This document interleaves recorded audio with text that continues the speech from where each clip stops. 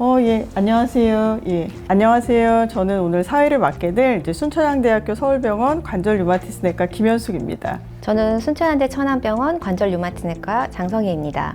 평촌 서울나우병원 류마티스내과 강성훈입니다. 두 분 대한 류마티스학회 통풍 연구의 핵심 인물이시잖아요. 오늘 우리 왜 모인 건가요?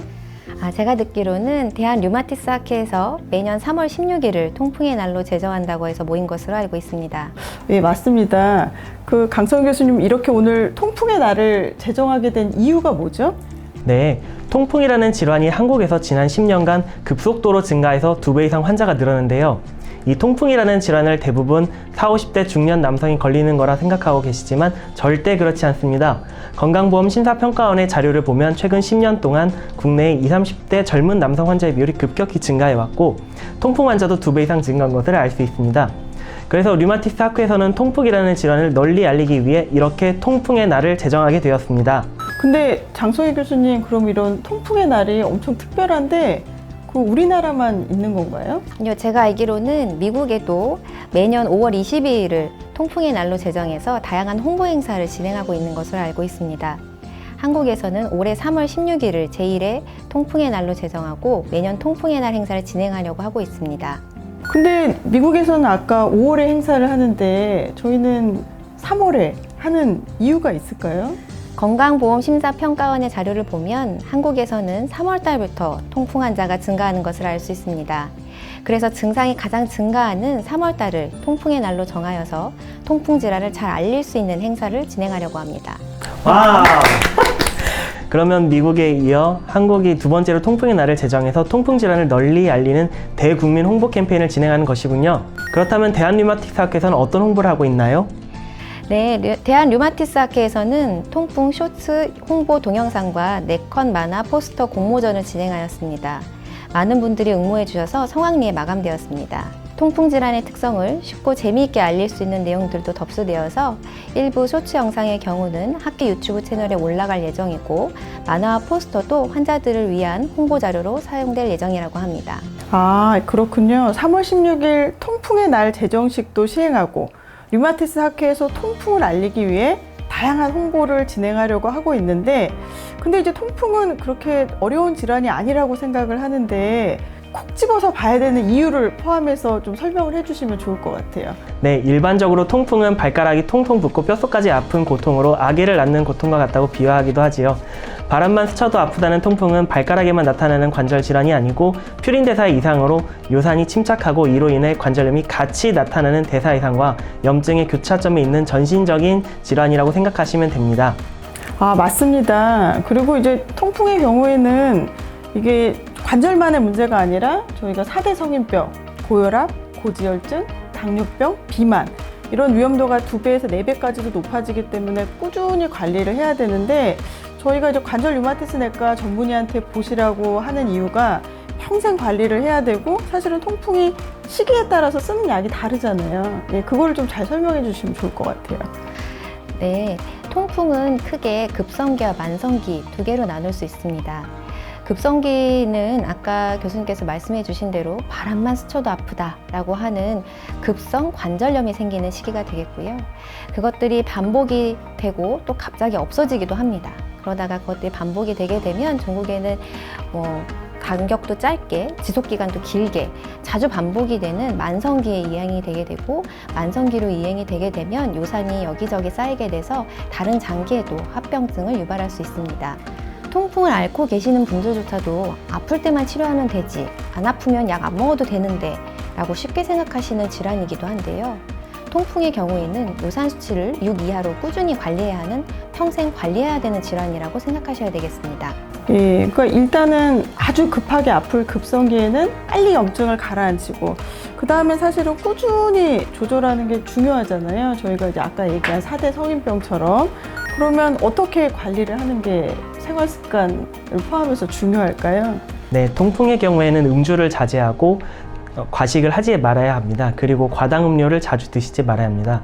이렇게 제가 말씀드리면 대부분의 환자들이 인생의 즐거움을 다 즐기지 말아야 하느냐라고 하시는데요. 제가 말씀드리는 것은 가급적 드시지 말라는 것이지 절대 드시지 말라는 뜻은 아닙니다. 특히 약을 드시기 시작하면은 이런 식사 조절에는 제한이 상대적으로 덜 할 수 있습니다. 네, 맞습니다. 이게 통풍 환자들한테 모든 음식을 제한하게 되면 선생님 너무 인기가 없어지실 것 같아요. 그러면 드셔서 좋은 음식도 있나요? 아마도 채소 종류나 아니면 과일 종류만 드실 수 있지 않을까 합니다. 과일도 과당이 너무 많으면 저희가 조금 제한하기도 하잖아요. 예, 근데 결국은 약을 좀 규칙적으로 드시는 게 제일 중요하죠. 네, 음주, 과식, 과당, 음료 섭취를 제재하시면서 요산 저하제를 꾸준히 복용하셔서 혈중 요산 농도를 6 이하로 조절만 잘 하시면 일상생활을 하실 때 불편함 없이 생활하실 수 있습니다. 예, 모든 음식을 다 못 먹게 한다는 거는 저희가 평생 관리해서 너무 고통스럽고 말도 안 된다고 생각을 할 수도 있기 때문에 저희가 이제 생활 습관 교정을 하면서 꾸준히 약물 복용을 해서 요산 수치를 6 이하로 조절을 한다면 환자분들이 그런 이제 적절한 식습관을 잘 유지할 수 있다는 거죠. 그래서 저희가 자세한 통풍 환자의 생활 수칙을 소개를 좀 해주시면 좋을 것 같습니다. 네, 저희 대한 류마티스 학회에서 2022년 10월 통풍 환자 생활 수칙을 제정하였습니다. 여기 보면 통풍은 만성 질환으로 평생 관리해야 하는 질환이며 요산 저하제는 꾸준하게 복용하면서 아까 말씀해 주신 대로 혈중 요산 농도 6 이하로 조절해야 한다고 강조하고 있습니다. 예, 그리고 4대 성인병인 고혈압, 고지혈증, 당뇨, 비만 관리가 중요하고 5대 생활 습관의 교정, 음주, 과식, 그리고 과당 음료의 섭취의 제한, 그리고 체중 조절, 마지막으로 육류 섭취의 조절이 필요하다는 내용까지 통풍 환자들에게 꼭 필요한 생활 수칙이 되겠습니다. 아, 저희 그러면 456만 잘 알고 있으면 되겠네요. 저희가 456 완전 정복을 하면 좋을 것 같습니다. 그러면 이런 통풍 생활 수칙을 잘 지켜주면서 관절 류마티스 내과 주치의 선생님과 상황에 맞게 치료를 하시는 게 중요한데요. 그러면 저희가 맨날 많이 질문 듣는 거, 이제 강성훈 선생님, 저희가 통풍은 그러면 남자만 걸리는 질환인가요? 네, 남자 대표로 제가 말씀드리자면 X, 사실이 아닙니다. 통풍은 남성만 걸리는 질환이 절대 아니고요. 젊은 여성에게서도 통풍이 생길 수가 있고 특히나 폐경 후에는 남성과 비슷한 정도로 혈중 요산 농도를 보여서 여성 환자의 통풍 질환도 많이 발생하고 있습니다. 통풍은 남성에게서는 30, 40대에서 그리고 여성에게서는 폐경 후인 50대, 60대에서 많이 발생하고 있습니다. 맞습니다. 통풍은 남성에게서만 발생되는 질환이 절대 아닙니다. 여성분들도 암신하지 마시고 폐경 후 신장 기능 이상이 있거나 유사한 증상이 있는 경우 필요시 전문의의 진료를 받을 것을 권유드립니다. 저희가 뭐 통풍 이런 관리 이런 얘기 많이 하는데 통풍 검사는 정확한 진단에 필요한 게 어떤 것이 있을까요?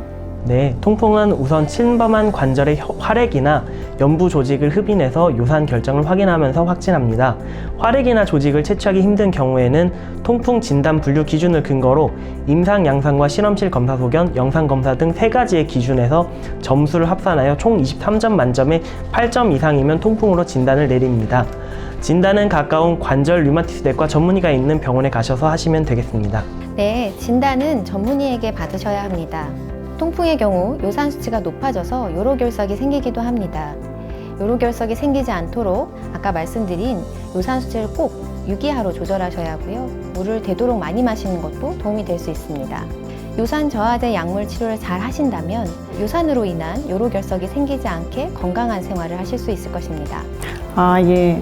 오늘 저희는 3월 16일 저희 되게 기념비적인 날이죠. 이제 아시아에서는 최초로 대한 류마티스 학회에서 제정한 통풍의 날을 맞아 통풍 질환에 대해서 이제 알기 쉽게 이제 알아보았습니다. 이제 통풍을 앓고 계신 환자분들께서는 저희가 류마티스 학회에서 권고하고 있는 4, 6 생활 수칙을 잘 지켜서 요산을 6 이하로 꾸준하게 잘 조절을 하신다면 질환을 올바르게 이해하고 적절한 치료를 할 수 있을 것이라고 생각합니다.